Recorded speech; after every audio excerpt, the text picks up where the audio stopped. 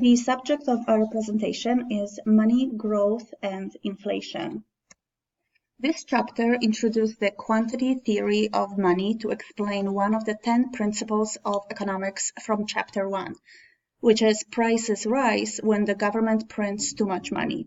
Most economists believe the quantity theory is a good explanation of the long-run behavior of inflation. On the screen, you will see quite a few interesting facts about inflation. One of them is that $1 in 1950 had the same buying power as $10.23 in 2017.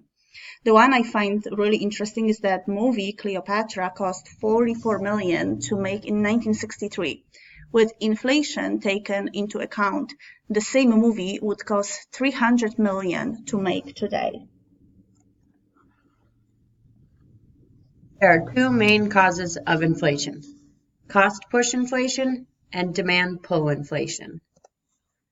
Cost-push inflation is caused when cost of production increases and there are no suitable substitutions. Sometimes it is caused by rising material prices or higher labor wages. In turn, this can cause a supply shortage. The material prices can rise for a number of reasons. Petroleum is so important to our economy that when there has been a spike in its price, it has led to a worldwide increase in the price of most products and raising the price level. Another cause for material prices rising are things like natural disasters. Natural disasters can cause materials to become less available and thus more expensive. Higher labor wages can cause a cost-push inflation as well, because higher labor wages add to the cost of production. As illustrated on the graph, the supply curve moves up and to the left when a cost-push inflation occurs. On the other hand, there is demand-pull inflation. Demand-pull inflation is caused by the rising demand of any given product. When the quantity demanded increases, businesses are forced to raise prices so they are able to supply more. People can demand more for many reasons, but one at the top is higher wages. When people make more money, they have more money to spend. And when they have more money to spend, they want more things. This can cause an unusual pull in demand. Another reason this occurs is when the government is producing too much money. The more money being printed, the more money there is floating around, and the higher the demand goes, the more prices will increase. As illustrated on this graph, you can see the demand curve shifts up and to the right when a demand-pull inflation occurs. The opposite of inflation is deflation. Why might deflation be damaging for an economy? Because it causes people to hold off on spending, it increases debts, and the real cost of borrowing increases. Deflation leads to a redistribution of income from debtors to creditors. It can also make exporters more competitive. Hyperinflation is when prices of goods and services rise more than 50% in a month. It starts when a country's government begins printing money to pay for its spending. As it increases the money supply, prices rise as in regular inflation.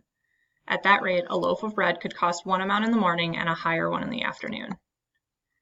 The effects of hyperinflation. It devalues local currency, which causes the holder of local currency to switch to more stable foreign currency. To avoid paying more for goods, people begin to hoard them. People begin by hoarding durable goods such as equipment and machinery, then move on to perishable goods in periods of extended hyperinflation. This causes a vicious cycle of increased demand and rising prices. As prices continue to rise, people hoard more goods, creating an even higher demand and further increasing prices. It can lead to economic collapse because producers are not willing to supply goods at such high cost and buyers are not willing to pay high prices. It can also destroy financial systems because banks are not willing to lend money. Remember when we were kids and we used to build forts? Imagine building a money fort. The hyperinflation in Zimbabwe. In the late 1990s, the Zimbabwe government introduced land reforms. The land reforms redistributed land from existing white farmers to black farmers. The new farmers had little experience, which led to a fall in food production as well as tobacco, which was one of their main exports. In 2008, Zimbabwe recorded the second highest inflation rate of 79,600,000,000%, which equated to roughly a 98% daily rate. The highest daily inflation rate was in Hungary in 1946 at approximately 195%. People started to barter for goods instead of paying for them, which caused their economy to shut down, and hyperinflation spiraled out of control, causing the Zimbabwean dollar to no longer be used. It was actually just suspended by their government.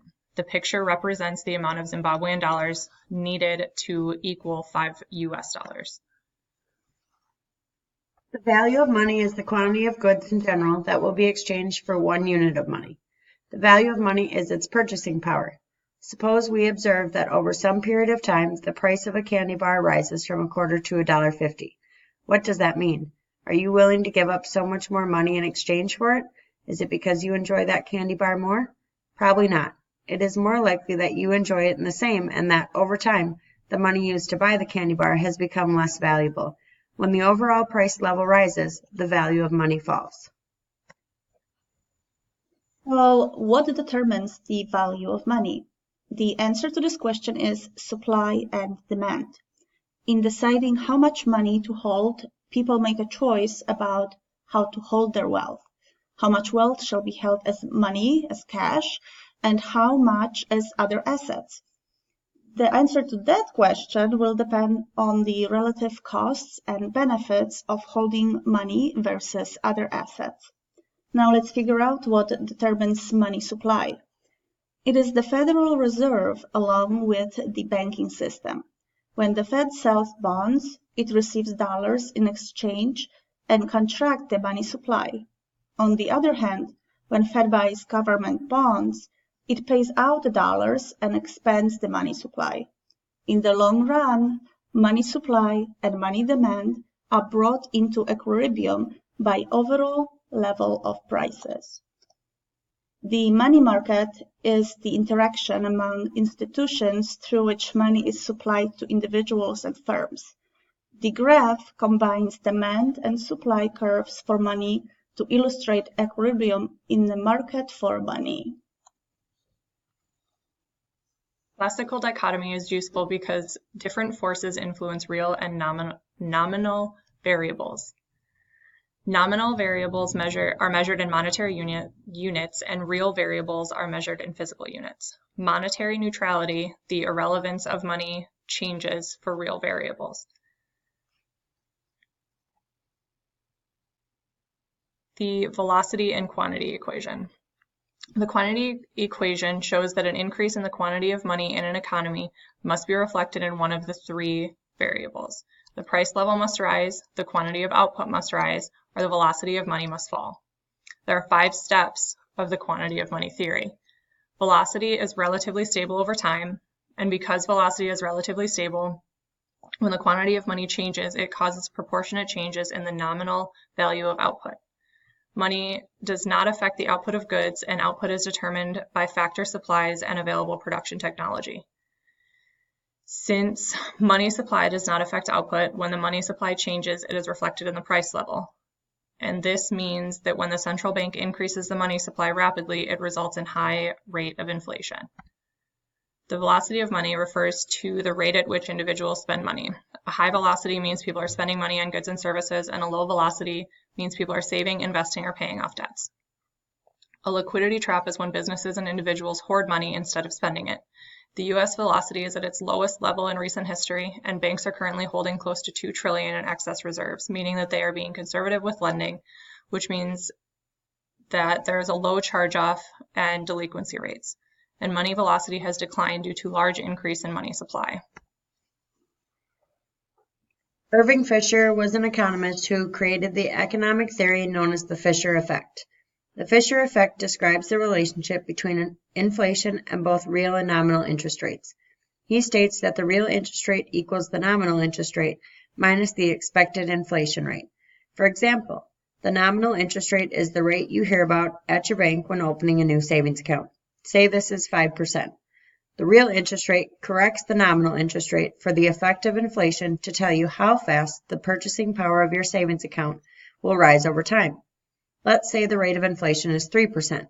Your money is actually growing at a 2% increase.